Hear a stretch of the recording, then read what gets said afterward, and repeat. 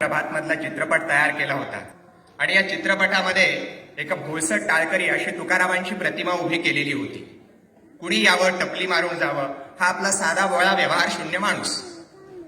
पण याच तुकाराम महाराजांच्या प्रतिमेला शह देऊन एका नव्या बंडखोर तुकारामाची मांडणी करणारा एक नवा चित्रपट अस्तित्वात आला.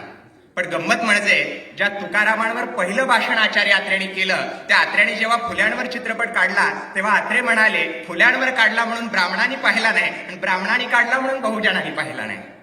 तसंच या चित्रपटाचं होईल असं वाटलं होतं, पण महाराष्ट्राची माती तितकी वांग ठरली नाही. त्याच चित्रपटातल्या दासू वैद्यांनी लिहिलेल्या गाण्याच्या ओळी आजच्या प्रगल्भ विचारपीठाच्या विचारबंधनाचा विषय बनवून मी आपल्या समोर उभा आहे. अर्थातच विषय घेऊन येतोय जगण्याचा पाया, चालण्याचे बळ, विचारांची कळ, तुकाराम. खरं म्हणजे 3.5 शतकं उलटून गेल्यानंतरही तुकाराम महाराजांचं नाव जगभरातल्या करोडो मराठी मनाला मोहिनी घालतंय. म्हणजे महाराष्ट्रामध्ये तुकारामांची प्रतिमा निबळट आणि भोसट बनवण्यासाठी अनेक पिढ्यांच्या प्रतिभा खर्ची पडल्या. तुकारामांची खरी प्रतिमा मांडण्यासाठी त्यांच्याच वंशात जन्माला आलेले डॉक्टर सदानंद मोरे यांनी तुकाराम दर्शन नावाच्या ग्रंथामध्ये त्याची परखड समीक्षा केलेली आहे. म्हणजे विका राजवाड्यांच्या पासून ते वीर भावेंच्या पर्यंत विष्णूशास्त्री चिपळूणकरांकडे विजय इतिहासकारांची परंपरा आहे. या साहित्य सत्तेनं तुकोबारायांची बदनामी करण्याकरता प्रयत्न केलेले होते. खुद्द तुकोबांच्याच काळामध्ये तुकाराम महाराजांची अभंगगाथा इंद्रायणीच्या पात्रामध्ये बुडवायला लावणारी मंबाजी भटाची वैदिक धर्मसत्ता असो, की तुकाराम महाराजांच्या अभंगावर कीर्तन करायला बंदी घालणारी पेशव्यांची राजसत्ता असो, किंवा ही साहित्य सत्ता असो, महाराष्ट्रातल्या 3 मातब्बर सत्ता 3.5 शतकं तुकारामांच्या विरोधात काम करत असून देखील जगभरातल्या करोडो मराठी मनांना तुकारामांनी मोहिनी घातले. आणि म्हणून लक्षावधीचा जनसमूह आपले धर्म आणि जात असे सगळे भेद इंद्रायणीच्या नदीत बुडवून जेव्हा तुकोबांची पालखी घेऊन पंढरीला निघतो ना, तेव्हा या माणसांच्या जगण्याचा पाया आणि चालण्याचं बळ हे तुकारामच असतं. किंबहुना डॉक्टर सदानंद मोरे म्हणतात त्याप्रमाणे 19व्या शतकात जे प्रबोधनाचं पर्व सुरू झालं होतं, या प्रबोधनाचं पर्व हे तुकाराम महाराजांच्या छायेत घडलेलं आहे. म्हणून लोकहितवादींच्या पासून ते प्रबोधनकार ठाकरेंपर्यंतच्या प्रत्येक सुधारकाला जगण्याचा पाया आणि चालण्याचं बळ हे तुकाराम महाराजांनीच दिलेलं आहे. आणि म्हणून भाई उद्धवराव पाटील जेव्हा सावकारकी नष्ट करतात वडिलांची, तेव्हा मला त्यांच्यामध्ये तुकाराम महाराज दिसतात. वर्ण इंगळेंनी लिहिलेल्या त्यांच्याच चरित्रामध्ये त्यांच्यावर तुकोबांचा किती प्रभाव होता हे स्पष्टपणे मांडले. या सगळ्या माणसांना जगण्याचा पाया तुकोबांनी दिलाच. पण त्याहीपेक्षा महत्वाची गोष्ट म्हणजे तुका निर्मित सेतूवरुणे मी हे आलो ख्रिस्त चरणे असं सांगणारा रेव्हरंड टिळक यांना तुकाराम महाराज हे येशू ख्रिस्ताकडे घेऊन जाणारे सेतू वाटले, तर दादा कोसंबीडा तुकाराम महाराज हे तथागत गौतम बुद्धाकडे घेऊन जाणारे सेतू वाटले. या वेगळ्या धर्मातल्या आध्यात्मिक साधकांना देखील जगण्याचा पाया आणि चालण्याचं बळ हे तुकाराम महाराजांनी दिलेलं होतं. पण या सगळ्याचं रहस्य काय?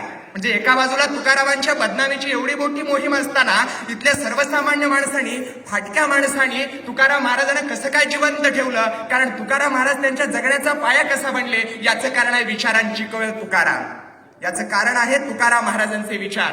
म्हणजे व्यापार, सावकारकी आणि महाजनकी अशी शोषण सत्तेची 3ही केंद्र पूर्वापार गेल्या 8 पिढ्यांपासून तुकारामांच्या घराण्यात चालत आलेली असताना 20 वर्षाचा हा उमदात तरुण बुडते जन न देखवे डोळा येतो कळवळ म्हणून या न्यायानं इंद्रायणीच्या पात्रामध्ये शोषण सत्तेची 3ही केंद्र बुडवतो आणि आपलं नातं जोडतो ते थेट बहिष्कृत असलेल्या ज्ञानदेवाशी, अस्पृश्य असलेल्या चोखवाशी आणि मोलकरीण असलेल्या जनाबाईशी. केवळ नातं जोडून ते थांबत नाहीत, तर वर्णाभिमाने कोण झाले पावणा, ऐसा द्या निवडून मजपाशी असा सवाल ते विचारतात. आणि केवळ कागदावर सवाल विचारून थांबत नाहीत, तर नावजी माळी नावाचा माळी, संताजी जगडाडे नावाचा तेली, महाजी पंत देहूकर नावाचा ब्राह्मण, अंडडशाह फकीर नावाचा मुसलमान, अशा वेगवेगळ्या जाती धर्मातली माणसं टाळकरी म्हणून उभा करतात आणि जातमुक्तीचा सांस्कृतिक प्रयोग घडवून आणतात. आणि केवळ जातमुक्तीचा सांस्कृतिक प्रयोग घडवून आणत नाही, तर त्या जातमुक्तीच्या सांस्कृतिक प्रयोगाला तात्विक अधिष्ठान मिळावं म्हणून रूढीप्रिय समजल्या जाणाऱ्या ब्राह्मण घराण्यातल्या बहिणाबाईला